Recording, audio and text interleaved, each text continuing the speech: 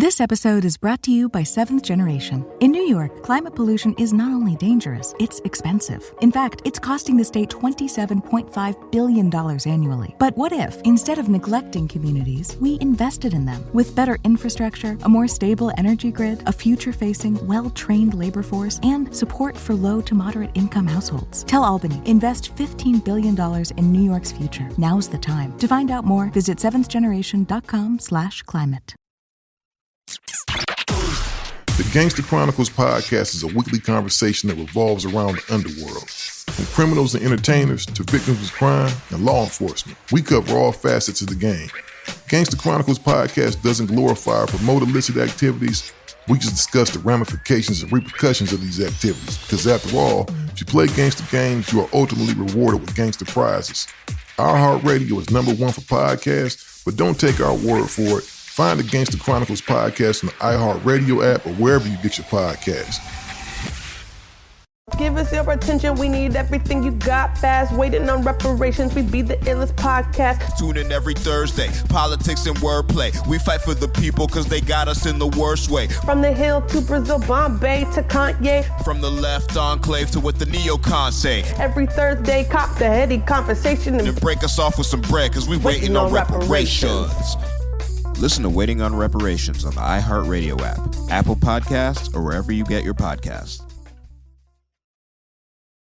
Hello, listeners. I'm your host, Amara, and this is Black Girl Gone, a true crime podcast.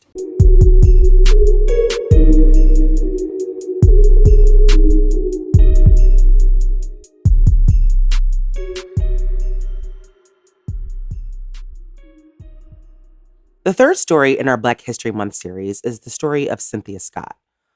Over the past several years, the murders of unarmed Black people at the hands of police has been something that America has had to be confronted with time and time again. Thanks to things like cell phones and body cameras, we are now able, in some of these situations, to actually watch it happen. Now, I've heard people say many times over these years that it seems like it's happening more and more, but it's not. We just now have a better chance of someone filming it.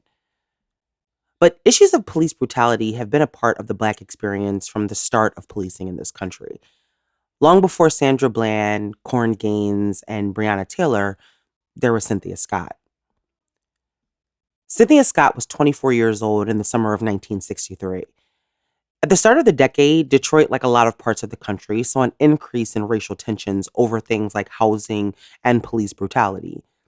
Resentment in the Black community had reached a boiling point, and people were tired of the poor conditions of their living situations and harassment from police for doing something as innocent as walking down the street. The murder of Cynthia Scott would only add to the tension. On July 4th, 1963, Cynthia had been out with friends. After hanging out for a while, Cynthia met up with a friend of hers named Charles. In the early morning hours of July 5th, Cynthia asked Charles if he could walk her back to her apartment, and Charles agreed. According to Charles, as he and Cynthia approached her apartment, a police car pulled onto the sidewalk in front of them. And without cause or provocation, an officer named Officer Spicer jumped out of the car and began trying to arrest Cynthia. Now, of course, listening to this in 2022, it sounds ridiculous that a cop would just jump out of the car and start trying to arrest you for no reason. But for Black people in Detroit during this time, this was common. A major issue for people in the Black community in Detroit at that time was their inability to walk down the street without being harassed by police. So the behavior of Officer Spicer that night was very common. Charles said that when the officer began to try to place Cynthia under arrest, he tried to intervene to explain to the cops that they were simply walking to Cynthia's house. But Charles said that the police completely ignored him and instead began questioning him and then searching him. Now, Cynthia had had several encounters with police over the years, mostly for prostitution. At this time, there were not a lot of jobs for young Black women, and so Cynthia did what she had to do in order to make ends meet. It did, however, lead to her being arrested, but on the night of the incident, Cynthia was not doing anything wrong. She was, in fact, just walking home. And so that night, Cynthia did not want to go to jail. She just wanted to go home. And when the officer began to try to push Cynthia in the car, she resisted. She was tired of being harassed. Charles said that Cynthia refused to get in the car and that Officer Spicer referred to Cynthia as a bitch. As Cynthia began walking towards the sidewalk, trying to get away from the officer, presumably going home, Officer Spicer followed after her. According to a second witness who observed the incident from her window, she said that she saw Cynthia walking away from Officer Spicer and that Officer Spicer grabbed Cynthia's wrist and Cynthia snatched away from him and that she told him, leave me alone and that she was just trying to go home. The witness said that Officer Spicer then says, "I'll shoot you, bitch, if you do any more walking." The witness said that the last thing that Officer Spicer said before pulling the trigger was, "If you take one more step, you'll be a dead black bitch." He then shot Cynthia 3 times. Cynthia fell to the ground. She was dead. 2 of the bullets went into Cynthia's back. The murder of Cynthia began to spread quickly all over Detroit, and outrage quickly followed. The rising tensions between the police and the citizens of Detroit were beginning to come to a head, and the murder of Cynthia Scott was the start of a breaking point. The local papers in Detroit did everything they could to put Cynthia on trial. They wrote about her being a sex worker and her encounters with police as if those were things to justify her murder. The officers that were involved in the incident had painted a very different picture of what had happened that night, and everything they said contradicted the eyewitness accounts from multiple people. According to the reports from that night by the officers, they alleged that Cynthia had a weapon and had tried to attack Officer Spicer. Now, Officer Spicer and Officer Marshall, the other officer at the scene that night, said that Cynthia had a knife and that she had slashed at Spicer and was trying to stab him when he shot her.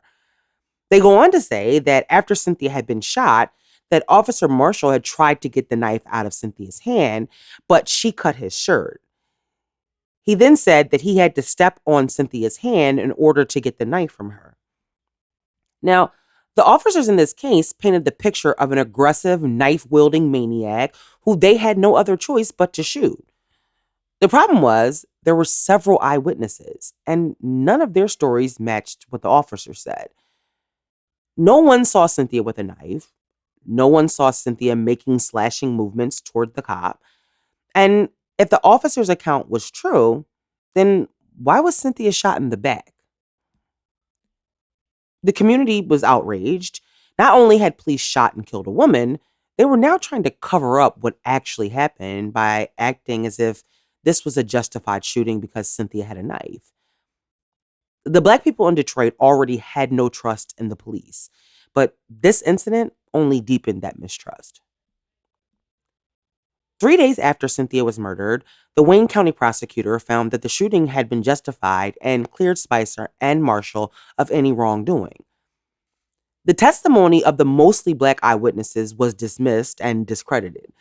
The county prosecutor said that their accounts showed bias and therefore did not consider their testimony in his quest to clear the officers of any wrongdoing. Now, Cynthia's murder and the exoneration of the officers involved in her murder sparked mass protests in Detroit. Many organizations like Group on Advanced Leadership and Uhuru and the Detroit Council for Human Rights began to mobilize. And on July 13th, 1963, they held a huge protest in front of police headquarters to demand justice for Cynthia. Over 2,500 people attended the protest. And the weeks following, protests continued.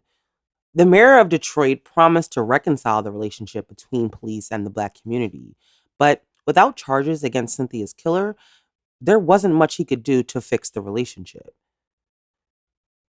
The protests in front of police headquarters lasted throughout the summer.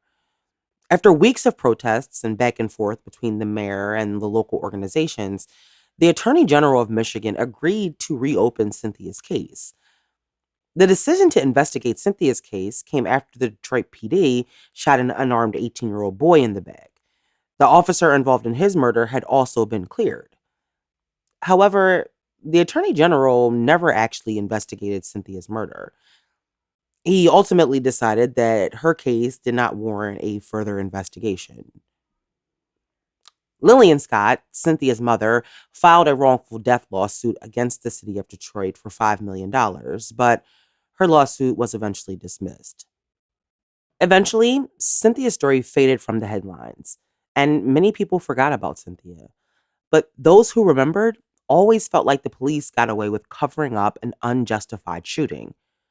For years, the files from Cynthia's murder and the investigation that followed were sealed. No one knew exactly what was in the files. But a few years ago, through the Freedom of Information Act, a professor named David Goldberg from Wayne State University was able to get the files from the investigation unsealed. And the investigation files revealed what many had known since 1963. The police lied and covered up what really happened to Cynthia. Cynthia was not armed. She did not attack the police. Both officers changed their stories, and not one eyewitness corroborated the officers' accounts. At the time of her death, the Detroit PD and the local papers painted a picture of Cynthia as a prostitute who went crazy when police tried to arrest her. They had to vilify her in every way they could in order to create their narrative and to protect each other. It really did not matter to them whether her shooting was justified, because even those that believed it wasn't still latched on to demonizing Cynthia for her choices. Many people have never heard about Cynthia Scott, and they don't know that in 1963, the 24-year-old was shot in the back while she was walking home. There was nothing justifiable about Cynthia's murder.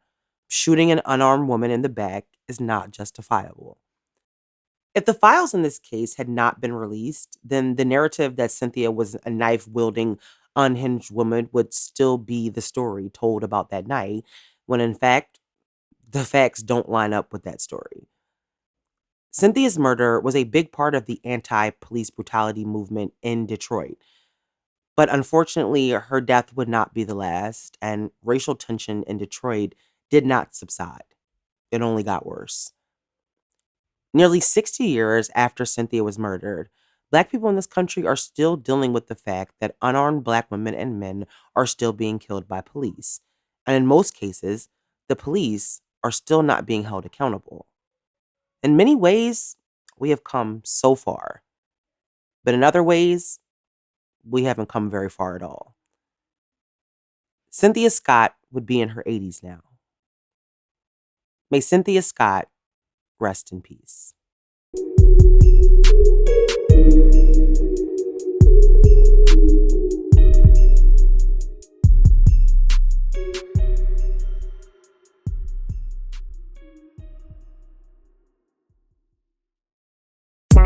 Hey, this is DJ Jazzy Jeff. And I'm Aida Osman, and welcome to Bel Air, the official podcast from the new Peacock original series, Bel Air. I am so excited to dive into the show, and we'll be joined by some amazing guests like the show's creator, Morgan Cooper, and so many more people. It's a culture podcast. Yep. It's a TV podcast. Yeah. But it's not a recap podcast. Period. Subscribe now and listen to Bel Air, the official podcast on the iHeartRadio app, Apple Podcasts, or wherever you get your podcasts.